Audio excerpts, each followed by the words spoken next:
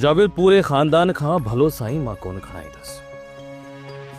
भलो साईं खानदान जो को हिकु फर्द खणंदो, उहो ई ॿियनि जी सचाई जी साख ॾींदो। हाणे फ़ैसिलो तो ते आहे त तूं टिनी मां कंहिंखे तो भलो साईं खणाई,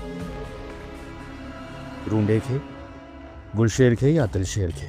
बाबा साईं पोइ कसम जी ॻाल्हि आहे त मां कसम गुलशेर खां वठंदुसि। रूंडा, अॼु तव्हां वञो, सुभाणे गुलशेर सां गॾु तव्हां हिते पहुचजो। माफ़ कजो रईस चाकर ख़ान,